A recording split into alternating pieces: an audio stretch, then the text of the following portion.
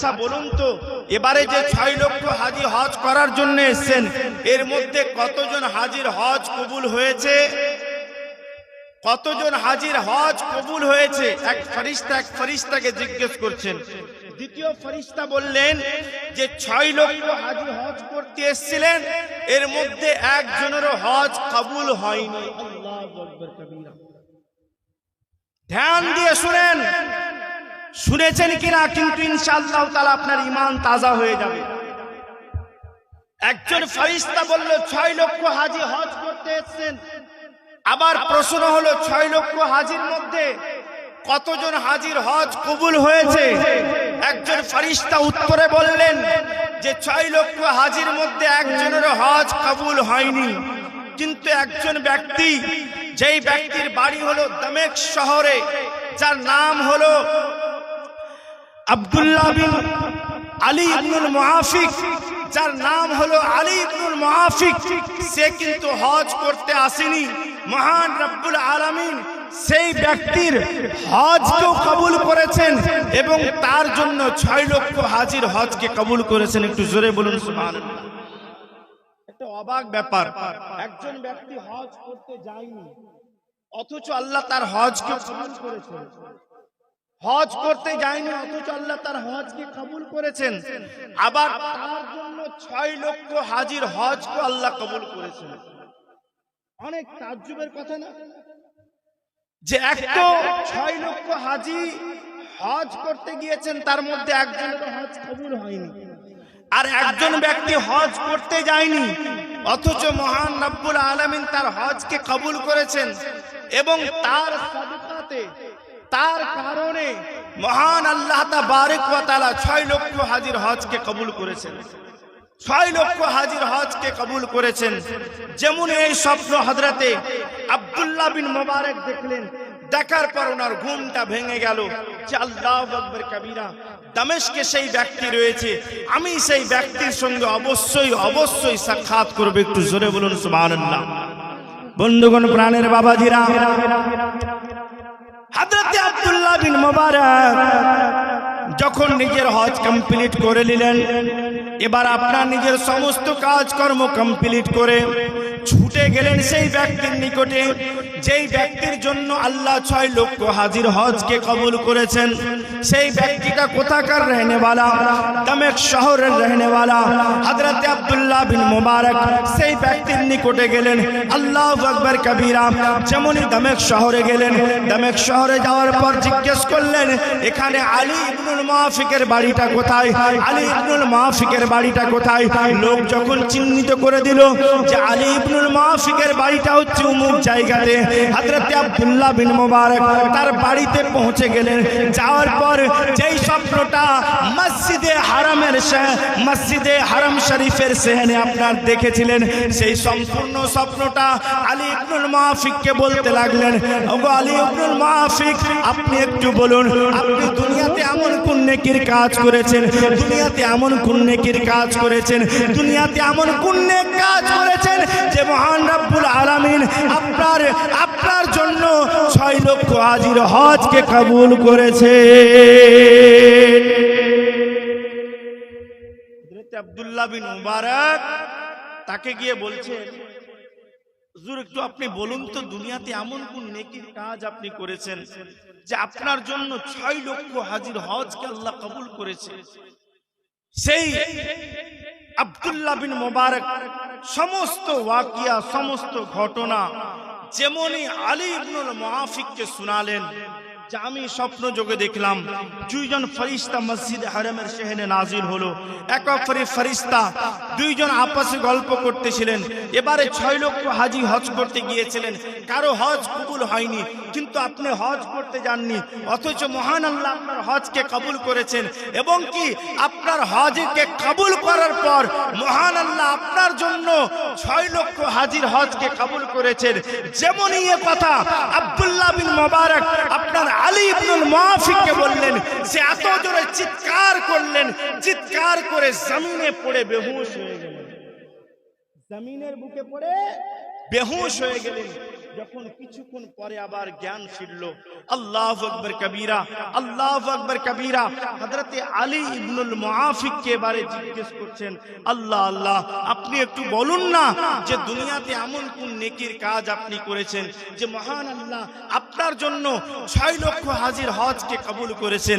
এবারে আলী ইবনুল মুআফিক বলতে লাগলো, এই মা বোনেরা ধ্যান দিয়ে শুনেন, বাবাজিরা ধ্যান দিয়ে শুনেন, আজ আপনি হয়তো বুঝতে পারেন না, অনেক জায়গাতে দান করেন, অনেক জায়গাতে আপনি সাদকা করেন, কিন্তু হয়তো এটাই আপনি মনে ভাবছেন যে আমি দানের কিছু ফল পাই না, কিন্তু মহান রব্বুল আলামিন আপনাকে এত দিয়ে থাকেন, এত দিয়ে থাকেন, সেটাকে আপনি জানতেই পারেন না। একটু জোরে বলুন সুবহানাল্লাহ।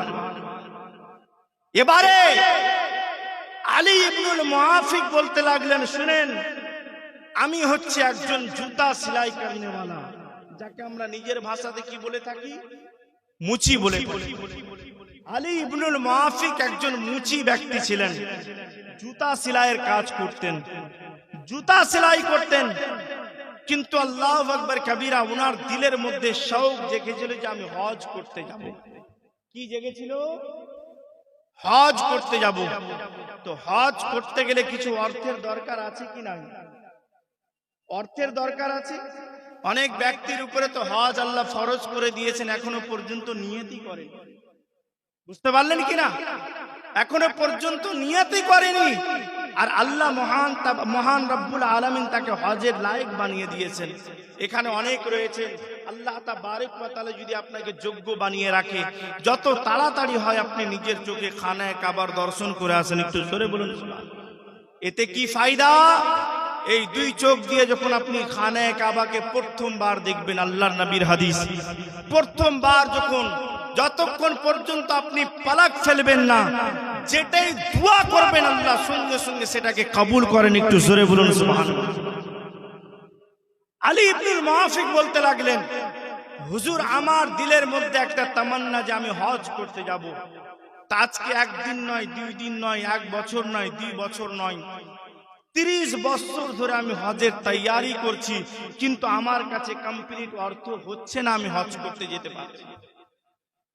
একটা লোক যদি 30 বছর থেকে হজে যাওয়ার জন্য টাকা পয়সাকে একত্রিত করে, ও ফির কি কাজ করে? আপনার জুতা সেলাই করে। কি কাজ করে? জুতা সেলাই করে নিজের পরিবারও চালাচ্ছেন, ওর মধ্যে আবার কিছু টাকা পয়সা জমাও করছেন হজে যাওয়ার জন্য। হজে যাওয়ার জন্য হযরতে আলী ইবনুল মুআফিক নিজের জিন্দেগীর হিস্ট্রি শোনাতে লাগলেন। বন্ধুগণ, প্রাণের বাবাজিরা, হযরতে আলী ইবনুল মুআফিক এবারে বলতে লাগলেন, শুনেন, আমি নিজের জীবনে 1 দিন নয়, 2 দিন নয়, 30 বছর ধরে নিজের মনের একটা আশা যে আমি হজ করতে যাব। আমার কাছে আপনার 300 দিরহাম হচ্ছে না, আমি যেতে পারছি। এক এক করে যখন আমার কাছে হয়েছে, এবার আমি হজে যাবার জন্য কমপ্লিট প্রস্তুতি গ্রহণ করেছি। রাত্রি বেলায় আপনার কথাবার্তা হলো, সকালে হজের জন্য কাফেলা রওনা হবে, সেই কাফেলাদের সঙ্গে আমি যাব। কিন্তু আমি যখন হজে যেতাম, আমার স্ত্রী বাড়িতে ছিল, আমার স্ত্রী গর্ভ অবস্থায় ছিল, আমার স্ত্রীর পেটে বাচ্চা ছিল। কিন্তু আমি যখন হজে যাব, সকালে হজে রওনা হব, হঠাৎ করে রাত্রি বেলায় আমার স্ত্রীর মনের মধ্যে একটা শখ জাগলো, ও আমার প্রাণের স্বামী, আপনি তো মক্কাতুল মুকাররমা হজ করার জন্য চলে যাবেন, দীর্ঘদিন আপনি হজের জন্য থাকবেন, সেই জায়গাতে হয়তো আপনাকে আসতে অনেক দিন সময় লেগে যাবে। কিন্তু আজ আমার মনের মধ্যে একটা ইচ্ছা জাগলো যে আমি একটু মাংস খাবো, যদি একটু আপনি আমাকে মাংস খাওয়িয়ে দেন, তাহলে হয়তো আমার মনের ইচ্ছাটা পূর্ণ হয়ে যাবে। হযরতে আলী ইবনুল মুআফিক চিন্তায় পড়ে গেলেন যে 30 বছর ধরে কত কষ্ট করে পয়সাকে একত্রিত করে হজে যাওয়ার জন্য আপনার রেডি করেছেন, তার মধ্যে যদি 2 পয়সাও খরচ করে দেয়, 1 পয়সাও যদি খরচ করে দেয়, তাহলে আর হজে যাওয়া হবে না।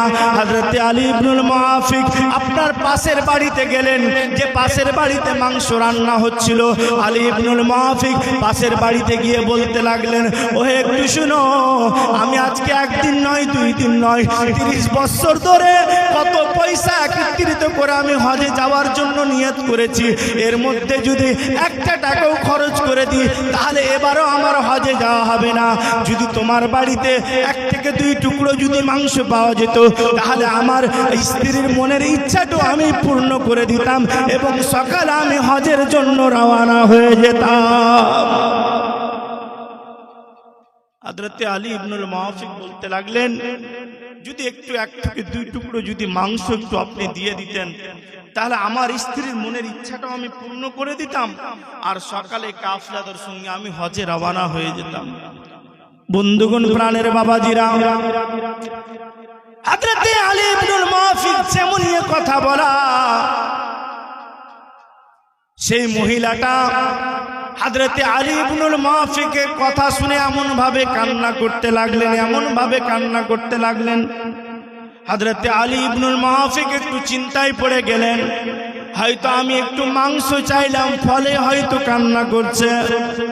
সেই মহিলা বলতে লাগলো, হুজুর না না, আমি এটার জন্য কান্না করি না, কারণ আজকে 1 দিন নয়, 2 দিন নয়, প্রায় 7 দিন হয়ে গেল আমার বাড়িতে কোনো আগুন জ্বলেনি, আমার চুলাতে কোনো আগুন জ্বলেনি, আমার চুলাতে কোনো খাবার তৈরি হয়নি।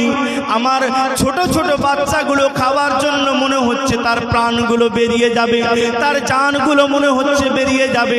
আমি তাদের প্রাণ রক্ষার জন্য, আমি তাদের প্রাণগুলোকে বাঁচানোর জন্য নিজের বাড়ি থেকে বের হয়ে সেই জায়গাতে গেলাম যেখানে লোকগুলো নিজের মরা জানোয়ারগুলোকে ফেলে যেত, মরা পশুগুলোকে ফেলে যেত। আমি সেমনি সেই জায়গাতে গেলাম, যাওয়ার পর একটা মরা গাধা দেখতে পেলাম।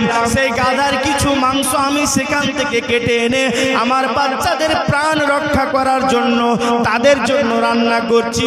হয়তো এই মাংসটা আমার জন্য হালাল হয়ে যেতে পারে, কিন্তু আপনার জন্য হালাল হবে না।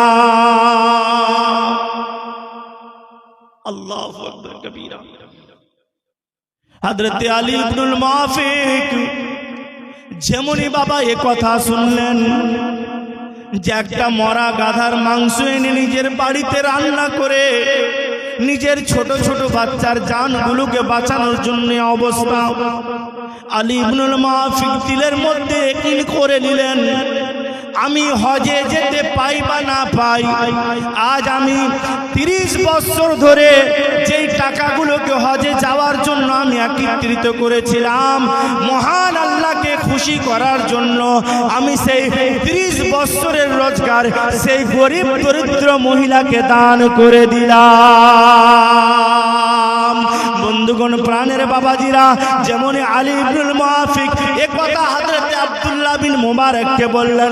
আব্দুল্লাহ বিন মুবারক বুঝতে পেরে গেলেন যে আজ 6 লক্ষ হাজি হজ করতে গিয়েছিল, হয়তো তারা টাকার জোরে হজ করতে গিয়েছিল, হয়তো তারা টাকার বিনিময়ে হজ করতে গিয়েছিল, কিন্তু 6 লক্ষ হাজি হজ করতে গিয়েছেন, তার মধ্যে একজনেরও হজ কবুল হয়নি।